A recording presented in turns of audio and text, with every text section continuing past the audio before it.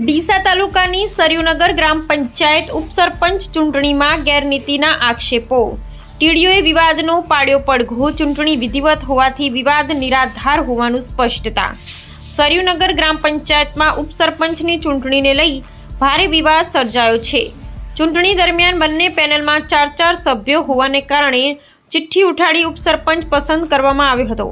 પરિણામ જાહેર થતાં વિપક્ષના સભ્યો ને કેટલાક ગ્રામજનો તરફથી ગેરનીતિના ગંભીર આક્ષેપો કરવામાં આવ્યા હતા।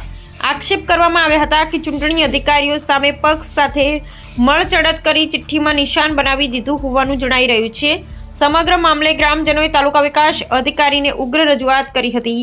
વિવાદ બાદ તાલુકા વિકાસ અધિકારીએ તમામ અરજદારો, પંચાયત સભ્યો તેમજ મીડિયા સમક્ષ ચૂંટણી પ્રક્રિયાનું લાઈવ વિડીયો ફૂટેજ રજૂ કર્યું હતું અને સમગ્ર પ્રક્રિયા નિયમસર તથા પારદર્શક રીતે કરવામાં આવી હોવાનું જણાવી ગામ લોકોના ભ્રમ દૂર કર્યા હતા।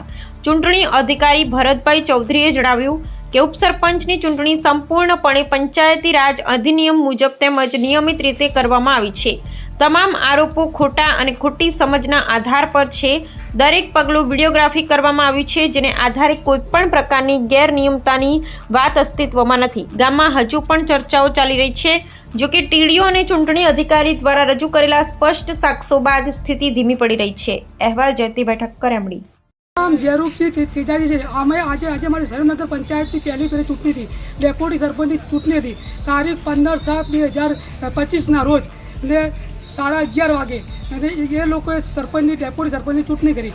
એમાં સભ્ય તરીકે જેબરબેન દરગાજી ઉમેદવારી નોંધાયું હતું અને સામેના ડેપ્યુટી સરપંચ તરીકે દિવાળીબેન સુરેશકુમાર સભ્યનો ને સામે જેબરબેન દરગાજી તરફની 4 ઉમેદવાર ને સામે 3 ઉમેદવાર સરપંચે કાયદાના વિરોધમાં જઈને સભ્ય તરીકે ચૂંટણી કરી। સરપંચને આનો અધિકાર હોતો નહીં, એના સિવાય ટ્રાય પડી। ટ્રાયની અંદર એ લોકોએ શું કર્યું કે જે તે અધિકારી વિસ્તરણ અધિકારી તરીકે ભરતભાઈ પટેલ આવ્યા હતા અને તલાટી ક્રમ મંત્રી પંચીવાલા આ બંને અને સરપંચશ્રી મળે અને આ લોકો સામેના પક્ષના વિરોધના જે ઉમેદવારી જીત્યા એ લોકોએ શું કર્યું કે આપણે ચીઠી ટ્રાયની અંદર એ લોકોએ એક ચીઠીમાં 2 નામ લખેલા। એ નામની અંદર પછી જાતે અધિકારીને કોઈ સત્તા નથી કે અધિકારી પોતાની રીતે હાથની અંદર ઉલાડી અને એ લોકોએ ચીઠી ઉલાડે છે। એ લોકો હાથે ઉલાડી અને પછી સામે તલાટી ક્રમ મંત્રી પંચીવાલા છોકરીને બોલાવવા જાય છે ને છોકરીને ઉમેદવાર ખેંચાય। બંને ચીઠીમાં નામ 2 હતા। પછી એ લોકોએ છોકરી ચીઠી ઉલાડી તો ચીઠીમાં એ લોકોને સામેના વ્યક્તિ દિવાળીબેનનું નામ આવ્યું। પછી એ લોકોના સભ્યોએ વિરોધ કર્યો કે ભાઈ અમને ચીઠ્ઠી બતાવો, તો કોઈ ચીઠ્ઠી બતાવી નથી।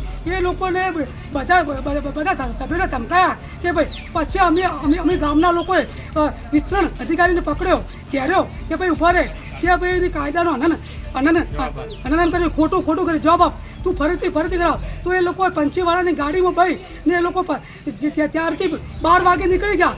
અત્યાર સુધી 1:30 વાગવા આવ્યો, 2 કલાકથી થવા આવ્યો, તો 2 કલાકમાં એ લોકો અધિકારી ગયા કયો? તાત્કાલિક અમે ત્યાંથી ટીડીઓ ઓફિસમાં આવ્યા, ટીડીઓ સાહેબને મળ્યા, ટીડીઓ રજૂઆત કરી। આજે જો તે તલાટી ક્રમ મંત્રી અને વિસ્તરણ અધિકારી આવ્યા નથી। વિસ્તરણ અધિકારીએ બહુ જ ખોટું કર્યું છે, પૈસા લઈને ભ્રષ્ટાચાર કર્યું છે। એમના સામે કાયદેસર કોર્ટ મેટર થાય, કોર્ટ કેસ થાય ને કોર્ટની અંદર તપાસ થાય। એ લોકો ને આગળ વિસ્તરણ અધિકારી પર અમુક ભ્રષ્ટાચારના આક્ષેપો લાગેલા જ છે। એમની સામે કાયદાનો કાર્યવાહી થવી જ જોઈએ। આવા ભ્રષ્ટ અધિકારીને કોઈ અધિકાર નથી। આ ચૂંટણીનો આનંદ કર્યો છે, કાયદાના વિરોધમાં ગયો છે। આવા આપણે ચૂંટણી અધિકારીને તાત્કાલિકના ધોરણે સસ્પેન્ડ કરવો જોઈએ અને કાયદેસર કોર્ટને કાર્યવાહી કરવી જોઈએ। એ મારી ગામની બહુ અપીલ છે। એ લોકો કાંઈ અમને જવાબ આપે તો અમે છે ને કાયદાના વિરોધમાં જઈ અમે સરકાર સુધી પહોંચીશું અને સરકારને અમે હાઈકોર્ટ સુધી અમે છોડીશું નહીં। 2025ના રોજ સરયુનગર ગ્રામ પંચાયતની ડેપ્યુટીની ચૂંટણીમાં મારા ધર્મપત્ની જેબરબેન દરગાજીએ ફોર્મ ભરેલું હતું અને એમની પાસે 4 જણાની બહુમતી હતી અને સામેવાળા પક્ષ પાસે 3 જણા હતા। તો સરપંચે કાયદાની વિરુદ્ધ જઈ અને મતદાન કર્યું। મતદાન કરીને ટાઈ પડાની એમને જાતે નામ લખી દીધા। જાતે નામ લખી અને જાતે એક જ નામના બનાવી અને આ લોકોએ ચિઠ્ઠી ચિઠ્ઠીમાં નામ લખી નથી તો જે ઉમેદવારને બતાવ્યું કે નથી જીત્યા પછી પણ બતાવ્યું અને અમને કહેવા જતો એ લોકોએ ધાક ધમકી આપી કે તમને અહીંથી બહાર કાઢી મૂકીશ કે નથી તો અમને કોઈ વિડીયોગ્રાફી બતાવતા. એટલે આ એક તરફી કાયદા વિરુદ્ધ જઈ અને આનો અમને ન્યાય મળવો જોઈએ. આ કયા રીતે નથી તો કોઈ પત્રકારને અંદર જવા દીધા, પત્રકાર ઉપર પણ પ્રતિબંધ મૂકી દીધો અને અમને જાતે જે પંચીવાલ જે ત્યાંના તલાટી પંચીવાલ હતા એ છોકરાને એ અધિકારી થઈ અને બેબલીને કોઈ વ્યક્તિને બોલાવવા જઈ શકે નહીં, એમને બોલાવીને લાવી અને ટેબલ ઉપર એમને જે પહેલો હાથ મૂક્યો છે ને એમાં અમને ગોલમાર કરી છે. આનો અમને ન્યાય મળવો જોઈએ. આપણે આજે શું રજૂઆત કરવા આવ્યા હતા? આપણે કોને રજૂઆત કરી? આપણે ટીડીઓ સાહેબ. આથી અમે આ મામલતદાર કચેરીએ શ્રી ટીડીઓ સાહેબ તાલુકા વિકાસ અધિકારી સાહેબને અમે આની રજૂઆત કરી છે અને એનો અમને ન્યાય મળવો જોઈએ અને સત્યનો વિજય થવો જોઈએ.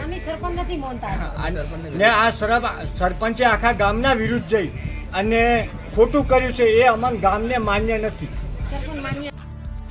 આજે રોજ તારીખ 15/7/2025 રોજ સરયુનગર ગ્રામ પંચાયતની ડેપ્યુટીની ચૂંટણી હોય મારા ધર્મપત્ની જેબરબેન દરગાજીએ ફોર્મ ભરેલું હતું અને અમારી પાસે ચાર જણોની બહુમતી હતી. 7 સભ્યો હતા, અમારી પાસે 4 જણોની બહુમત હતા.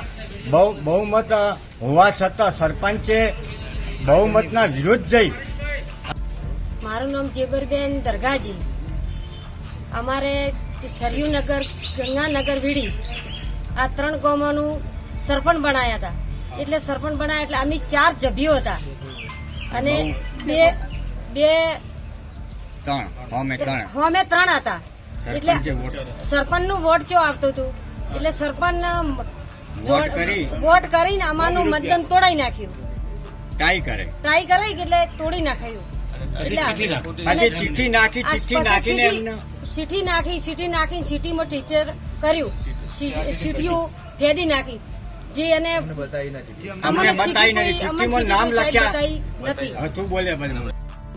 હું ભરત પટેલ, અધ્યાસી અધિકારી સરયુનગર ગ્રામ પંચાયત અને વિસ્તરણ અધિકારી પંચાયત. આજ રોજ સરયુનગર ગ્રામ પંચાયતની ઉપસરપંચની પેટા ચૂંટણી માટે પ્રાથમિક શાળામાં માનનીય સાહેબશ્રી દ્વારા એજન્ડા મતલબ ઉપસરપંચની ચૂંટણી તારીખ નક્કી કર્યા મુજબ અમો તેઓ ઉપસરપંચની ચૂંટણી કરવામાં કાર્યવાહી કરવામાં આવી, જેમાં ઉમેદવારી ફોર્મ 2 આવેલ હતા. બંને ઉમેદવારી ફોર્મ રજૂ થયા નિયત સમયમાં તેમજ ઓકે હોય તે બંને માન્ય કરવામાં આવેલ છે. ચૂંટણી પ્રક્રિયા શરૂ કરવામાં આવી. એમાં મત મેળવવા માટે વારાફરતી બંને ઉમેદવારના મત મેળવવામાં આવ્યા. બંને ઉમેદવારને સરખા મત 4 મત મળેલ છે. એટલે આપણી પ્રક્રિયા મુજબ સરખા મત મળે તો ચિઠ્ઠી નાખી અને નિર્ણય કરવામાં આવે છે. તો બંને ઉમેદવારના નામ લખી બંને ચિઠ્ઠીઓ બનાવવામાં આવી. ચિઠ્ઠીઓ બનાવ્યા બાદ બંને એક જ સાઈઝની છે તેની પુષ્ટિ કરવામાં આવી સભ્યો દ્વારા. ત્યારબાદ શાળાઓમાંથી 2 બાળાઓ બોલાવવામાં આવી. બંને બાળાઓમાં કોઈ સગાવાલાની દીકરી, કોઈની દીકરી, ભાઈની દીકરી કે સંબંધી નથી તેની પુષ્ટિ કરી તેમાંથી એક પસંદ કરવામાં આવી, એક બાળા પરત કરવામાં આવી. આવેલ બાળાને સમજણ આપવામાં આવી કે આ બંને ચિઠ્ઠીઓ છે એમાંથી ફક્ત એક જ ચિઠ્ઠી ઉપાડવાની છે. આટલી સમજણ આપ્યા બાદ ટેબલ ઉપર મારા દ્વારા બંને ચિઠ્ઠી ઉલાડી મૂકવામાં આવી, ઉછાળવામાં આવી. ત્યારબાદ બાળાએ જે ચિઠ્ઠી ઉપાડી એ ચિઠ્ઠી મુજબ દીપાબેન સુરેશકુમાર પઢિયાર, આઈ થિંક એ જ નામ છે, દીપાબેન સુરેશકુમાર પઢિયાર ઉમેદવારનું નામ ચિઠ્ઠીમાં આવેલ હોય તેમને ઉપસરપંચની ચૂંટણીમાં વિજેતા જાહેર. સાહેબ, આજે જે ગામ લોકો તમારી સામે આક્ષેપ લઈને ટીડીઓ સાહેબ પાસે રજૂઆત કરવામાં આવ્યા છે કે આપણે જે ચૂંટણી કરી છે એની અંદર ભેદભાવ રાખવામાં આવ્યો છે, આ બાબતે શું કહેશો? સાહેબ, ઉપસરપંચની ચૂંટણી નિયમ મુજબ જ કરવામાં આવી છે. કોઈ જાતનો ભેદભાવ કે કોઈ કરવામાં આવે નથી.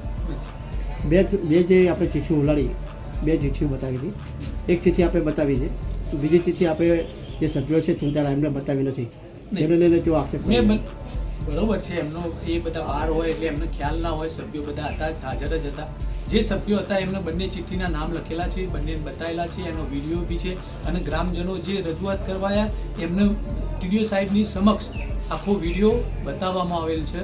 તેમાં કોઈ જાતની કોઈ ભેદભાવ રાખવામાં આવેલ નથી. નિયમ અનુસાર પ્રક્રિયા કરવામાં આવેલ છે. જે વિડીયો આપણે બતાવવાની વાત કરી રહ્યા છે એ બતાવવામાં વિડીયોમાં પણ બતાવી રહ્યા છે કે આપણે બીજી ચિઠ્ઠી સભ્યોને બતાવેલ નથી, એક જ ચિઠ્ઠી બતાવેલ છે. વિજેતા ઉમેદવાર જાહેરાત કર્યા બાદ બીજી ચિઠ્ઠી તાત્કાલિક ખોલવાથી સભ્યોમાં કન્ફ્યુઝન ન થાય કે કઈ ચિઠ્ઠીના વિજેતા છે, એટલે એ ખોલી નથી. એ ત્યાં ટેબલ ઉપર જ હતી, બંને ભેગી કરી છે. બંને તલાટીની કસ્ટડીમાં મતલબ ફાઇલે જ છે. બંને ચિઠ્ઠીઓ ત્યાં જ છે, સરકારના માપવાળી અને સરખી. એમાં કોઈ ભેદભાવ નથી. અને બંનેના નામ લખ્યા પહેલા બંને સભામાં વંચાણે લીધા બાદ ચિઠ્ઠી નાખવામાં આવી નથી. પછી